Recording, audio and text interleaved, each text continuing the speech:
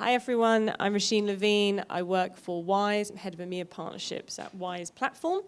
For those of you that aren't as familiar with Wise, we've been around for about 15 years. May previously know us as TransferWise. So we started out as a money remittance service. Things have changed a lot in the 5 years that I've worked at Wise, and the market's changed a great deal too. I'll talk to you today a little bit about some of those changes, some of our journey, and some of the things we're seeing in the industry. So how are people keeping pace with what is a really big opportunity in cross-border payments?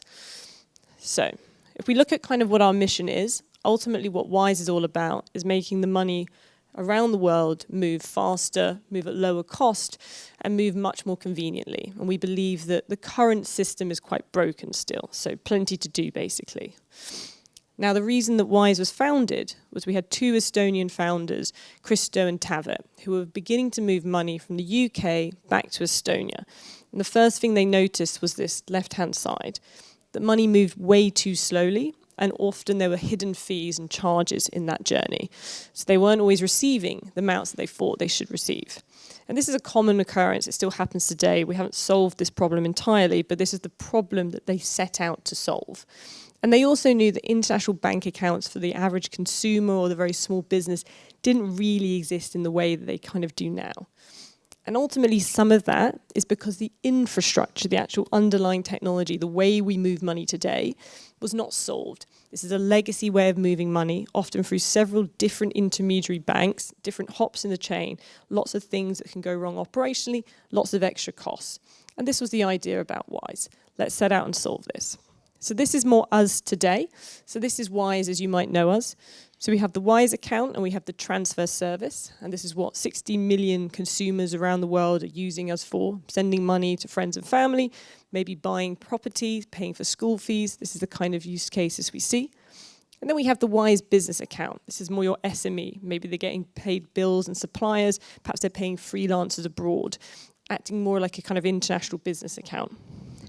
And then lastly, and this is the really interesting part of Wise, maybe over the last few years, the portion of Wise that I work in, this is Wise Platform. And what Wise Platform is all the things that we built for the Wise consumer and the Wise business customer that we actually package up and we permit banks and financial institutions around the world to leverage themselves. So this is us becoming a kind of white label service, an infrastructure player.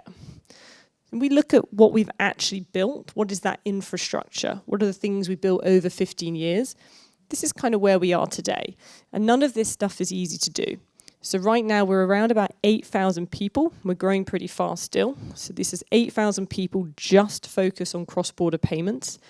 And one of the most impressive stats on here is the fact we have 80 plus licenses. So around the world, getting licensed in different jurisdictions, having entities set up.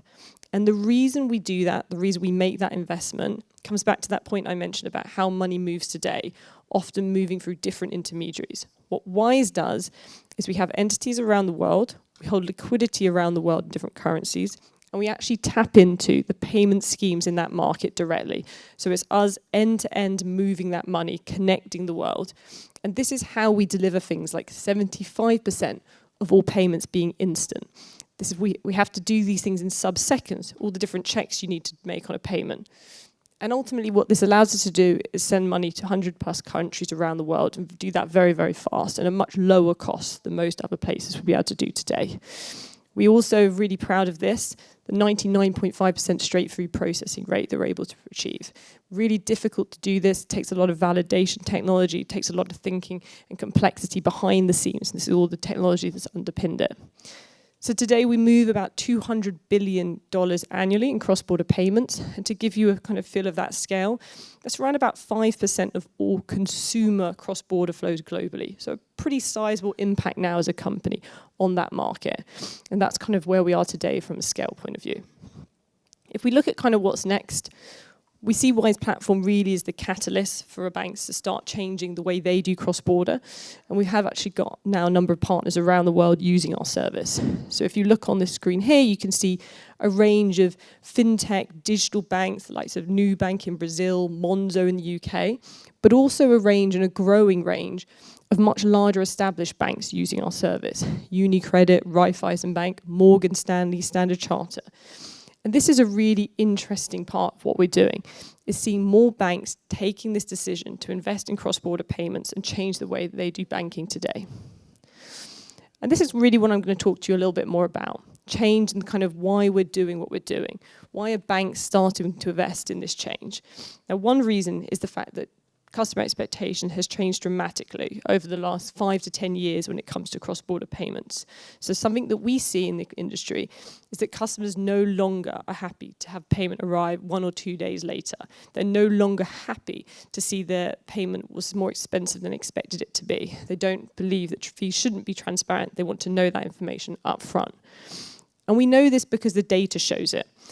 So right now today, many customers are saying they would happily switch provider. They would change the way they bank or change the provider they're using for international payments if they notice hidden fees. So if they get stung by these charges, they will now move. So they're not happy to take the status quo. There's a lack of clarity generally in the industry, sometimes on the fees and charges. And if they also have a bad experience, they're less apologetic about this, not happy to keep going. They'll move provider nowadays. And I think this is the part that's really interesting for us is when we look at our business, we're not just looking at the established banks and thinking what's their experience. We're actually measuring our experience against the other apps on someone's phone. So this could be your food delivery service, your taxi ride delivery service, and it's that expectation that's actually changed things for us. Ultimately, this requires us to invest in technology. There's a load of new technologies at play right now. There's stable coins, there's cryptocurrencies, there's AI. Some of these things can help us, but ultimately the thing that Wise really leverages is instant payment schemes that are popping up around the world. So wherever we can find an instant payment scheme that we can leverage, we can deliver that money faster. But we do have some challenges. As things change, as the pace of change grows, we do see financial crime as well becoming more sophisticated using those technologies. So we also have to think about these things. We also see regulation change. And when we're working across different markets, we have to consider regulation in all of those different places.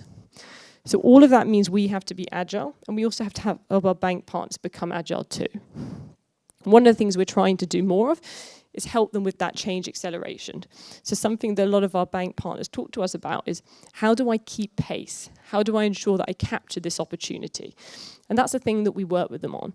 And ultimately, we are the thing that they sometimes would decide to invest in. So for a lot of banks, they might decide between investing in building their own infrastructure, in which case there's a complexity and a cost of doing that, or they think about partnering.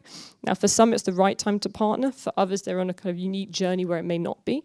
But actually, we talk to them about this decision and what it takes to partner, what it takes to build a really leading cross-border experience. The hard part of all of this is that we have to build this together. So for a lot of banks, investing in cross-border experiences is something they want to do. They want to change the way their customers are moving money today, but they don't have the luxury that Wise has had. 8,000 people, 15 years of just focusing on that. It's quite a technology at scale to be able to build from the ground up.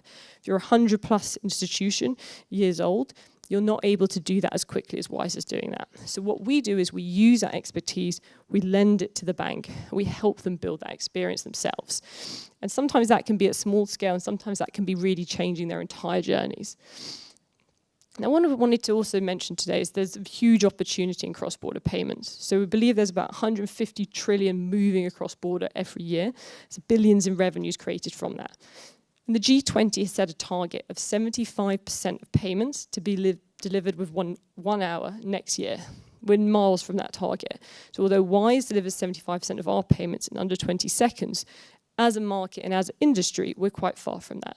So today, the industry sits at about 34% of all payments being delivered in under an hour. So there's a pretty big gap between where the world is today and where the world should be. But what we do see is 60% of banks talking about the idea of partnering with fintechs to solve some of this gap, the gap between what customers expect and the gap between where we are today. So every time money arrives instantly instead of 3 days, or every time a customer doesn't see a payment with a hidden surprise or a charge on there, we're doing our job. And the pace of change can feel pretty daunting, but we do have the old constraints, we have the old rails we're still using, but we have to move faster.